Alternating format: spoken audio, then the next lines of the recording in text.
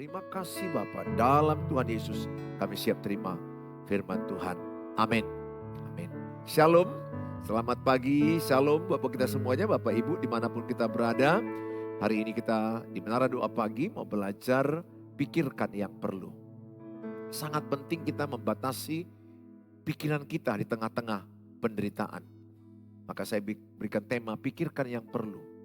Apalagi dalam banyak persoalan, banyak tantangan, kesusahan dalam pernikahan, kesusahan dalam keluarga, kesusahan dalam kehidupan kita begitu banyak, masalah keuangan, pekerjaan, banyak faktor yang membuat kita kadang-kadang begitu mengganggu pikiran kita. Tahukah saudara, begitu banyak yang kita pikirkan dalam 1 jam, dalam 1 hari, dalam 1 waktu. Tapi Alkitab mengajarkan kita pikirkan yang perlu. Kita belajar dari Rasul Paulus bagaimana dia dipasung, dipenjara. Dia membatasi pikirannya dengan pikiran yang perlu saja. Karena pikiran kita ini menentukan seluruh hidup kita. Pikiran kita ini bagaikan magnet yang menarik seluruh kehidupan kita. Sehingga bisa saya katakan menang di pikiranmu, maka engkau menang di perbuatan. Jadi persoalannya di mana? Kita sering kalah di pikiran. The battle in your mind. Peperangan itu ada dalam pikiran. Oleh karena itu iblis terus menabur kepada pikiran kita yang negatif, yang buruk. Supaya kita yakini, supaya itu yang akan terjadi dalam hidup kita. Tetapi bagaimana Rasul Paulus men-set pikirannya di tengah-tengah penjara, dalam penjara, dipasung. Secara manusiawi, penjara bukan tempat yang menyenangkan, tempat penderitaan, kesusahan, keterbatasan. Dan penjara tempat yang tidak enak, apalagi dipasung. Di penjara aja sudah tidak enak, apalagi dipasung, berarti dia sangat terbatas geraknya. Tetapi dia bisa bersuka cita dalam penderitaan, itu Rasul Paulus. Maka dia berkata dalam Filipi 4 ayat 4, bersukacitalah senantiasa dalam Tuhan. Sekali lagi kukatakan, bersukacitalah senantiasa dalam Tuhan. Rasul Paulus bisa bersukacita di tengah penderitaan. Karena Tuhan Yesus. Karena pikirannya, diaturnya, disetnya, dipramenya. Sehingga pikirannya itu dibingkainya. Sehingga dia tetap dalam sukacita Tuhan, dalam penjara, dalam penderitaan. Apa persoalan Bapak Ibu saat ini? Masalah keuangan, sakit penyakit, pernikahan, pasangan yang pergi, yang lari. Masalah anak-anak yang bandel, yang jahat, yang tidak mengikuti perintah atau arahan orang tua. 1001 persoalan dalam hidup kita. Tapi saya mengajak semua kita mengalami pembaharuan pikiran. Dalam Roma 12 ayat 1 dan 2 dikatakan persembahkanlah tubuhmu sebagai persembahan yang hidup, yang kudus, yang berkenan kepada Allah. Ayat yang kedua dikatakan supaya engkau mengalami pembaharuan pikiran. Metamorfosis, perubahan bentuk, perubahan wujud. Telur larva, kepompong, kupu-kupu. Sehingga saudara harus belajar hari demi hari. Pikiran saudara diset dengan firman Allah. Terlebih di tengah-tengah kesusahan, persoalan. Di dalam Alkitab Filipi 4 ayat yang ke-8. Filipi 4 ayat yang ke-8 dikatakan.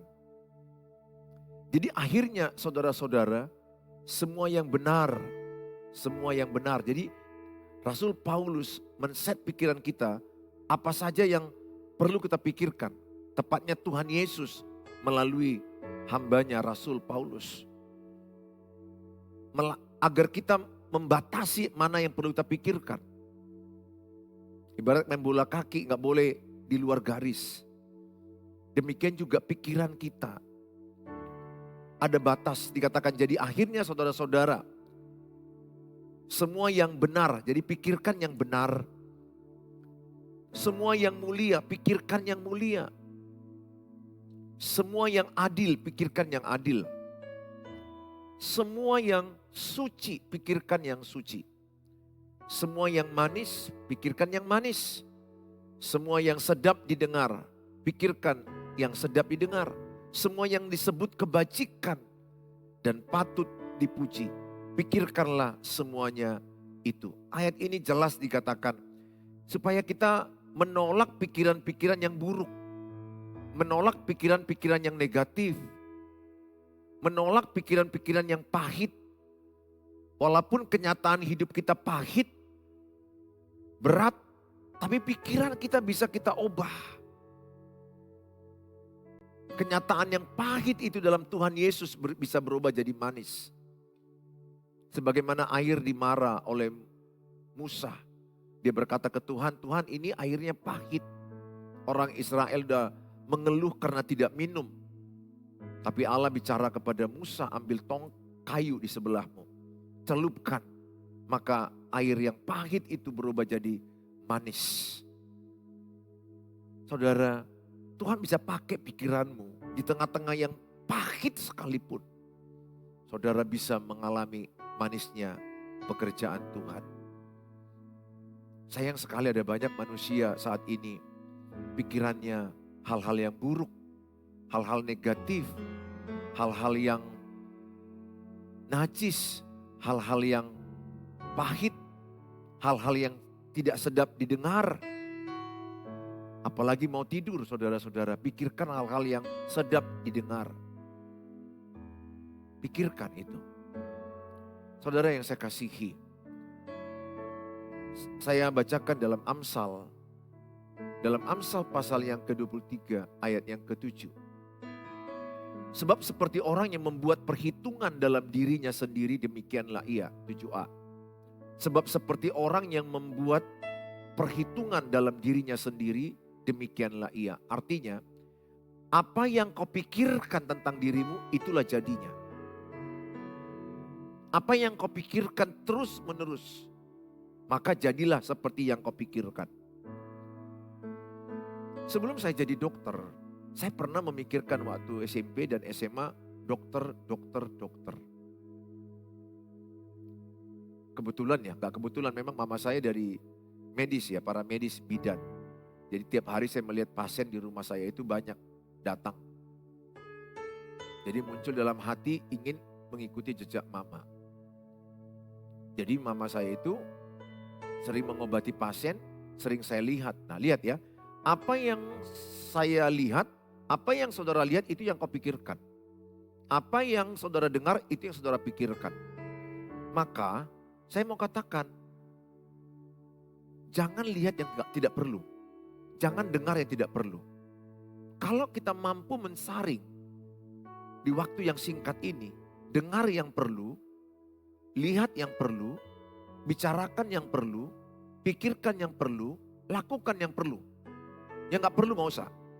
Pasti hidup saudara diberkati Tuhan. Nah saya terus melatih diri saya. Ketika saya ngomong dengan orang, udah mulai ada alarm di pikiran saya, ini gak perlu kau dengar, cepat aja kau cabut dari sini. Say hello. Ya kita kadang-kadang ada perasaan jangan dianggap sombong. Karena kalau orang gosip kan kadang-kadang kita bisa terbawa arus. Jujur aja walaupun saya pendeta, kalau saya kumpul di tengah-tengah gosip bisa terbawa arus. Apalagi sesama pendeta. Jadi apa yang saya lakukan? Saya cepat keluar. Saya mulai berpikir, pertama apakah saya bisa mengubah topik pembicaraan. Jadi pembicaraannya ke arah yang baik. Atau kalau tidak saya bisa mengubah, karena itu banyak orang-orang senior di atas saya harus berpikir, saya keluar dari kumpulan itu. Supaya saya tidak terbawa arus dengan gosip yang sia-sia. Maka sekali lagi saya katakan, apa yang saudara lihat itu akan saudara pikirkan. Apa yang saudara dengar itu akan saudara pikirkan. Maka poin penting sama saudara, batasi apa yang saudara lihat. Batasi apa yang saudara dengar, saring. Berita-berita buruk, negatif, saring, jangan mau dengar. Lihat dari 12 pengintai orang Israel. Ada 2, Kaleb dan Yosua yang melihat dari yang positif, melihat iman, melihat dari iman. Memperkatakan iman, memperkatakan yang berkemenangan. Lihat Yosua dan Kaleb sampai ke tanah perjanjian. Padahal objeknya sama. Mata sama melihat. Keadaan sama yang dilihat. 12 orang, 2 berkata yang positif, 10 berkata yang negatif. Lihat berapa banyak orang di bumi ini sama dengan yang 10 itu. Aku ini gak ada apa-apalah, sepertinya rendah hati. Tidak, itu menyalahi Alkitab. Aku ini masa depanku hancurlah, aku tidak bisa, aku tidak mampu. Aku orang susah, aku orang miskin, aku jelek, aku ini sial. Aku ini pernikahanku pasti akan hancurlah. Ada lagi anak gadis, gak ada yang mau sama saya. Keyakinan-keyakinan salah terlalu banyak di masyarakat. Saya jumpai terlalu banyak keyakinan yang buruk yang mereka hidupi bertahun-tahun. Oke, mungkin keluargamu miskin. Tapi jangan yakini bahwa engkau miskin selamanya.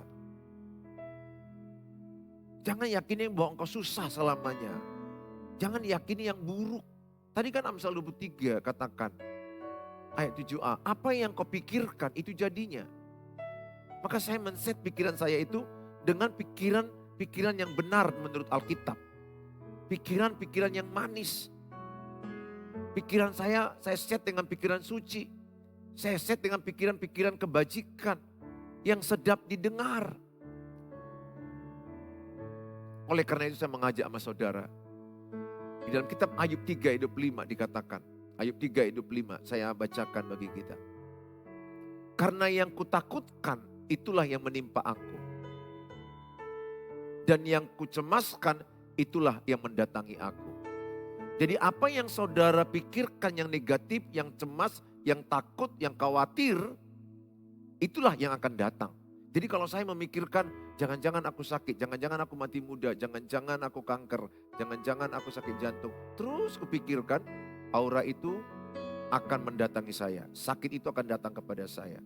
Oh jangan-jangan pernikahanku ini akan pisah kami. Jangan-jangan ini berantem kami akan istriku akan lari selamanya meninggalkan aku. Oh suamiku akan lari meninggalkan aku.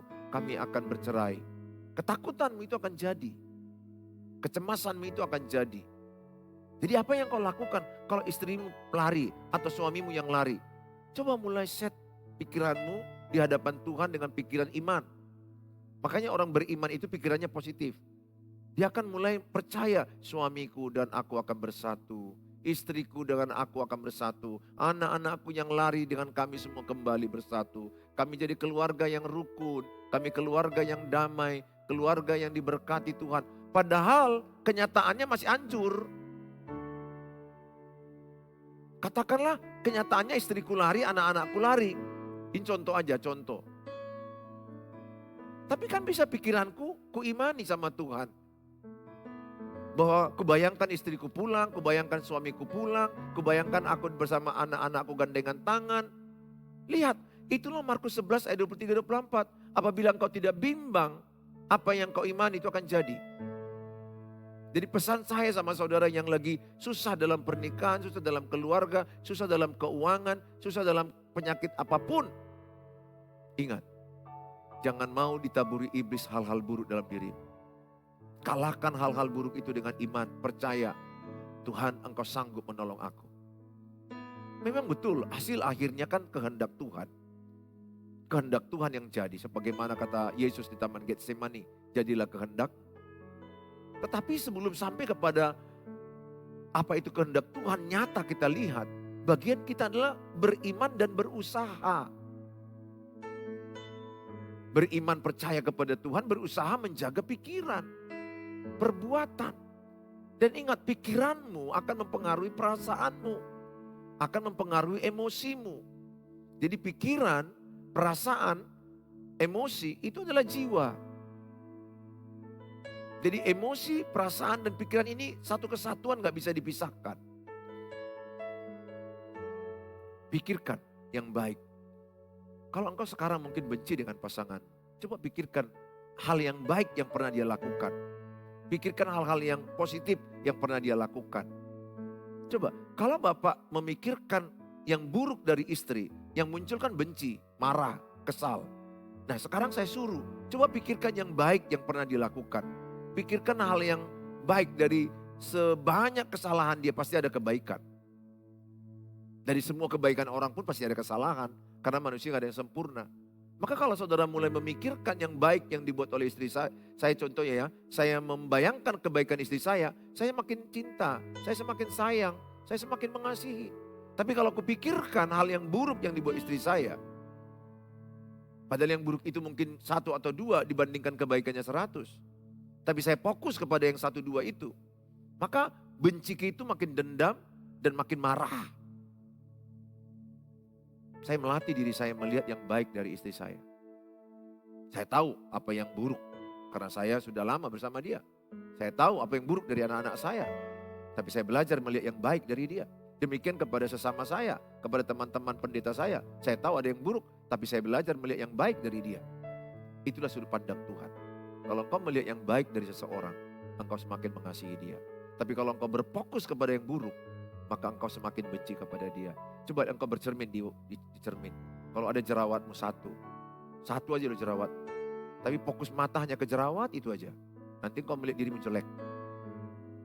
Padahal yang sebelah kanan berhilung, berkilau, bercahaya. Tapi fokusmu ke jerawat itu 1 aja. Terus kau merasa insecure, merasa gak aman, gak nyaman. Jerawat itu yang kau pikirkan, padahal 1. Padahal ketika orang melihat wajahmu, orang gak terlalu pengaruh kepada jerawatmu yang 1 itu. Biasa aja, tapi karena kau insecure, akibatnya orang melihat. Orang yang secure orang gak mau lihat. Semakin insecure, kau tidak nyaman, orang makin lihat. Biasa aja lah. Setiap tubuh manusia ada yang kurang. Siapapun yang bercermin dia yang tahu kekurangan dirinya.